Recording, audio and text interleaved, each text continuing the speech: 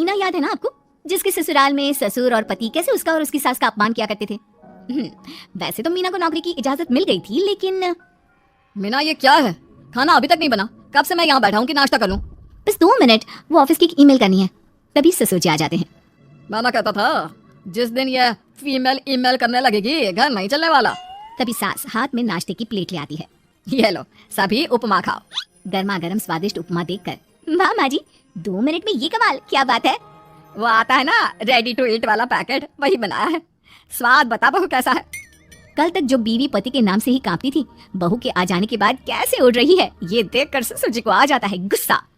हाँ पैसे तो पेड़ पर उगते हैं ना, या तेरा बाप दे जा रहा है जो बैठे बैठे पैसे खर्च कर रही है। अरे जरा शरीर चला लिया कर, वरना पता है ना जब मेरा हाथ पड़ेगा तो कैसे काम करती है तू। बहू बेटे के सामने खुद का अपमान सास बर्दाश्त नहीं कर पाती और रोती हुई कमरे में चली जाती है। क्या पापा, क्या जरूरत थी माँ से ऐसे बात करने की? सुबह से कुछ नहीं खाया है, अब जब खाना आया तो रुला दिया आपने। चलिए देखते हैं माँ कहाँ गई। मेरी जूती भी ना जाए उस पागल औरत को देखने। अरे क्या गलत काम मैंने? बस यही ना कि भाई पैसे बचाओ। अरे कमाने बाहर निकले ना तब पता चले कि कैसे हड्डी गल जाती है। बात तो सही कह रहे हैं पिताजी, माँ को तो बस पैसे उड़ाना आता है। अरे पर माँ ने तो सबके लिए नाश्ता ही बनाया था ना, कौन सा खुद के लिए गहने खरीदे थे।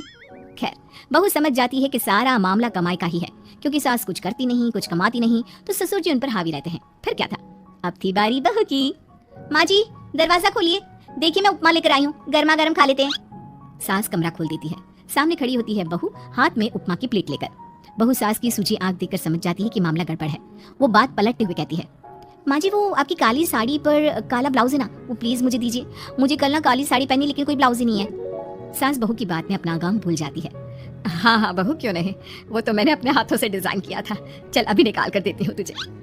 सास बहू को ब्लाउज निकाल कर दे देती है। फिर अगले रोज, माँ जी आज तो ऑफिस पे कमाल ही हो गया, पता है क्या, सारी सहेलियों ने घेर लिया, पूछ रही थी ब्लाउज कहाँ से खरीदा। मैंने भी बोल दिया मेरी सास ने सिलाया, वो भी खुद डिजाइन करके।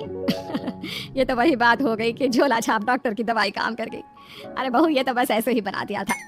लेकिन माँ जी आपको पता है, ये देखिए 2 लोगों ने तो मुझे कपड़ा भी दे दिया और नाम भी, सेम टू सेम डिजाइन का ब्लाउज बना दो और बदले में ये 2000 रुपए। हाथ में 2000 देखकर सास की तो आंखें फटी की फटी रह जाती है।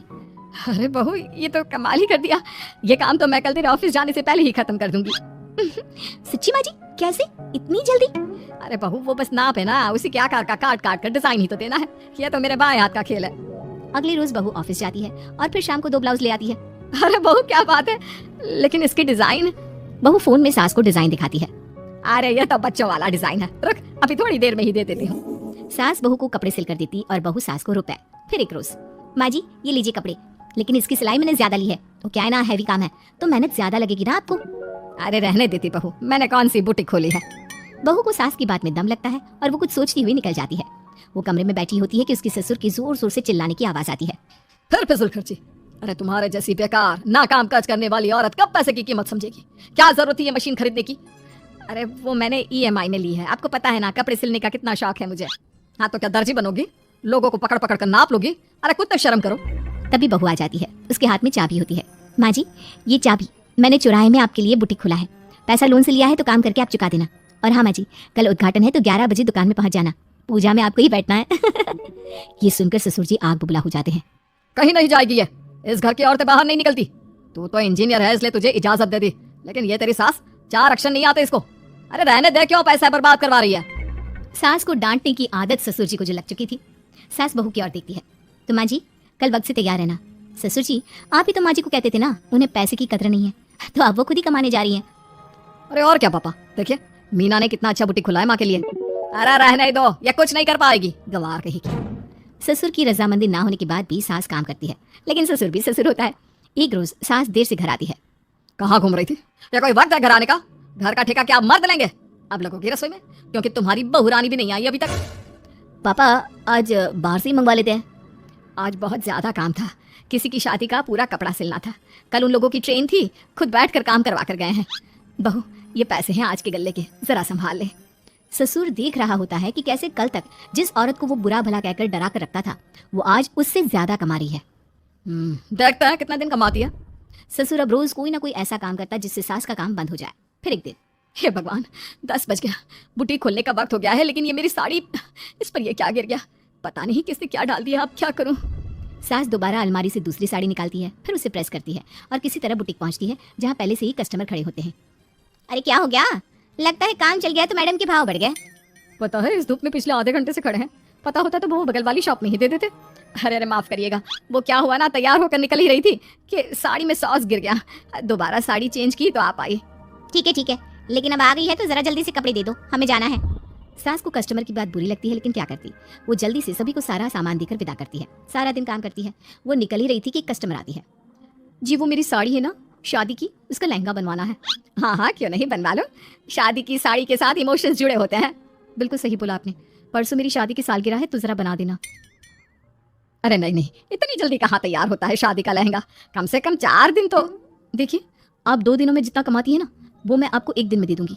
बस मेरी ये शादी की साड़ी का लहंगा बना दीजिए। सास को भी अब पैसे की लालच आ जाती है। वो सोचती है कि वैसे भी कोई अर्जेंट काम नहीं है तो वो मैनेज कर लेगी।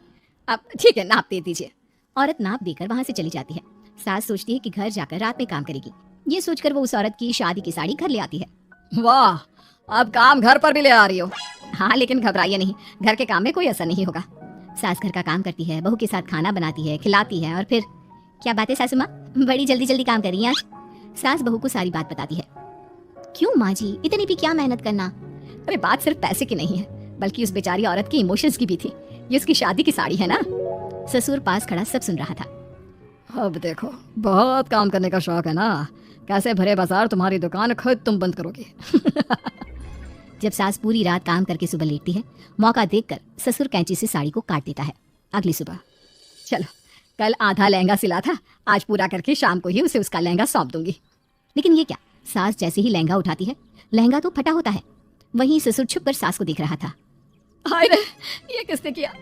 ससुर छुपकर हंस रहा था। बहू देख लेती है और ससुर के पास जाती है। पिताजी, आपसे ऐसी छोटी हरकत की उम्मीद नहीं थी। अब खुद ही दुकान बंद करेगी।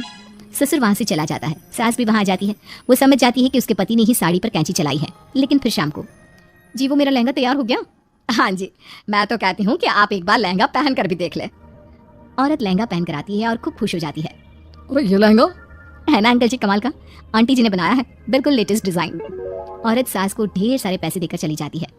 लेकिन मैंने तो ये औरतों का फैशन है, कहीं से सिल दो या कहीं से काट दो, फैशन ही होता है।